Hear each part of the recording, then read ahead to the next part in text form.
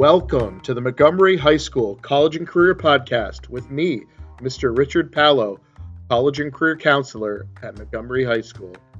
This podcast exists to help prepare parents and students for life after high school graduation.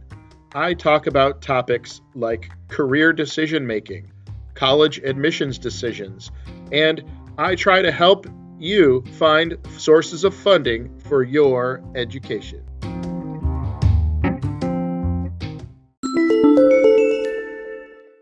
In this episode, I'm going to talk about who's eligible for the FAFSA, the Free Application for Federal Student Aid. Are you eligible? Tune in and find out. Okay, here are the basic eligibility requirements for the FAFSA. You must be a United States citizen and have a valid Social Security number, or you must have a green card, be a resident alien of the United States or a permanent resident, and have a valid Social Security number. You must also be a high school graduate and have a high school diploma or a GED certificate.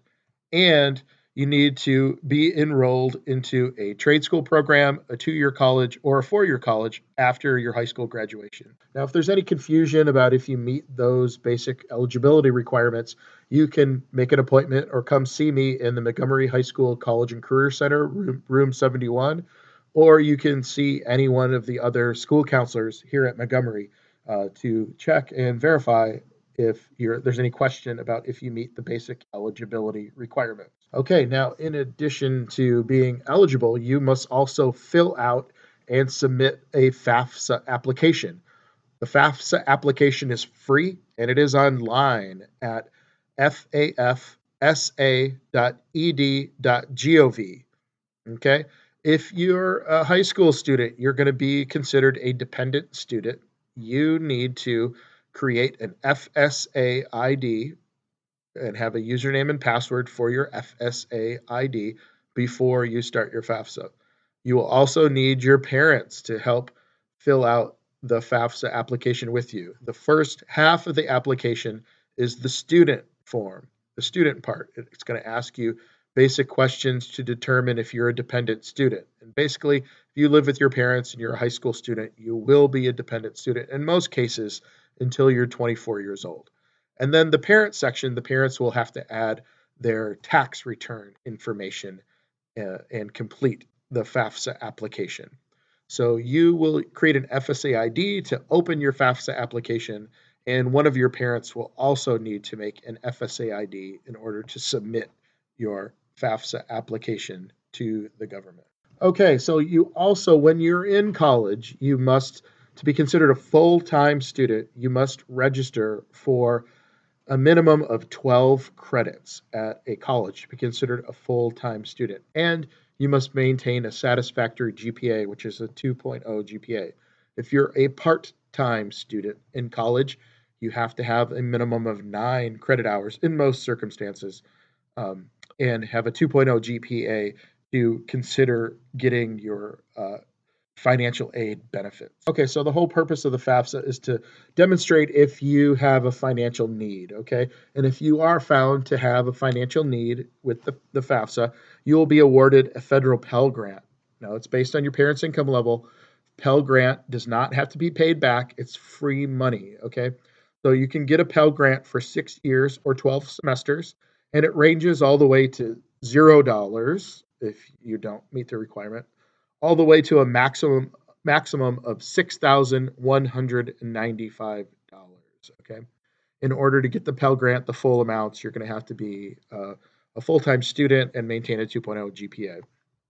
Okay, another part of the financial aid package is federal work study. There's a question box on the student part of the FAFSA that says, do you want to be considered for work study job? Always, always, always mark yes on that box, okay?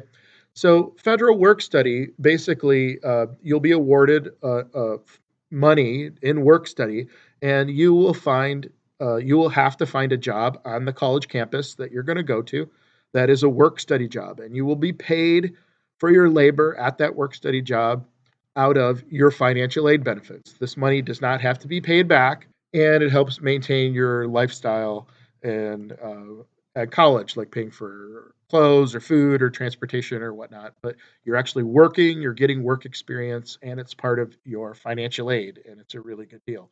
A lot of financial aid or work study jobs are, being a receptionist at a desk or answering phones, or sometimes you could even be the mascot of your college team, putting on a costume and running around. But usually, your students you see working in a library or in the student center or maybe in the cafeteria, those are work study jobs, which are a good deal. Lastly, part of your financial aid package will be a subsidized student loan, a direct student loan from the Department of Education. These are federal loans that must be repaid, but the interest is subsidized by the government while you're in school.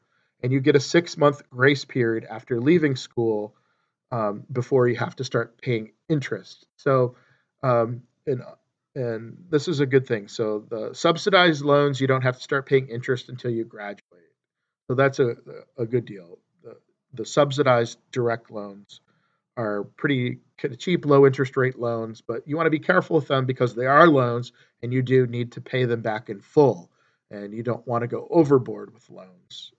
So loans, you should be handle them with extreme care, but subsidized loans are the best option if you do need to take out loans. Okay, so in general, the lower your family's income is, the more likely you're going to receive need-based federal aid. But that's not all. Other factors come into play. For example, you might be eligible for need-based aid if you're attending an expensive school, a more expensive school, or you have a sibling who's also in college at the same time. So that's why it's crucial that you fill out your FAFSA no matter what your family's income level is. Okay. And there's tools out there to estimate the amount of financial aid you're going to be eligible for and kind of see what you can get. The College Board has a great tool called the EFC calculator, which you and your family can use to determine likely your EFC, and that's at collegeboard.org. And EFC is the number that the FAFSA tabulates.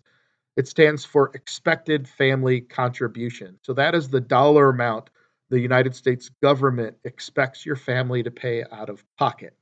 The lower the EFC is, the more um, grants and student loans you're going to be offered where you don't have to pay out of your family's pocket. Obviously, you have a higher EFC, that means your government expects your family to pay more of your education bill. Okay, so there's other non-need based student loans out there. If you do need to take student loans, there are things called direct unsubsidized loans. They're loans extended to undergraduates. They can borrow up to $12,500 a year, depending on your dependency status and your credit rating. Students in graduate or professional programs can take out more, but high school students, going into college, the most you can borrow is $12,500. Now, there's also Parent Plus loans where parents can take student loans out with their kids. I don't really recommend that unless that's your only option. And there's another grant out there that's not based on need. It's called a Teach grant. These grants can help pay for college if you're planning to become a teacher in a high need field like mathematics or English or science in a low income community. So this type of grant, they have specific requirements, and you might need to teach a number of years, like maybe 5 or 10 years, and you're obligated to keep teaching, but you can get up to $3,764 a year in a Teach grant if you want to be a teacher. Okay, now other things you can look for, you can start looking for merit-based scholarships. Once you file your FAFSA, you can also accept scholarship money. So if you look for merit-based scholarships, if you have a high GPA, at least a 3.0 or higher, you're going to find a lot of merit-based GPA scholarships out there for you. And that's a really good deal. I have a list of scholarships. I have over 80 scholarships listed on the Montgomery High School website. If you go to montgomeryhighschool.com, click on the counseling tab, click on the College and Career Center, I have a list of scholarship resources. If you click on that document, Right now, it's up to 80 or 81 sources of scholarships and scholarship search engines where you can help find scholarships to help defray the costs of your financial aid. In addition, on the scholarship front, I forgot to mention need-based scholarships. So there are also scholarships out there that are based on your family's income level. So once you do your FAFSA, you're going to know whether you're a high, middle, or low income student. And if you're on the low income side, you can apply for need-based scholarships. Also, if you're in the middle to low end of the income spectrum, you can apply for need-based scholarships. On that same scholarship search spreadsheet on Montgomery High School's website, I list both merit and need-based scholarships that are available to you. And hopefully, this talk about the FAFSA and who's eligible and what's in a financial aid package hasn't been too overwhelming. If you are confused or if you'd still like more clarification, you can see your school counselor or you can contact me in the College and Career Center.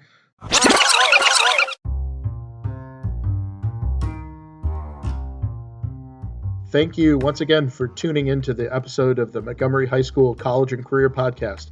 If these podcasts provide value to you, please subscribe to this podcast on a regular basis. Also, you can also leave comments if you have any questions for me or you want to follow me on social media platforms that I'm active on.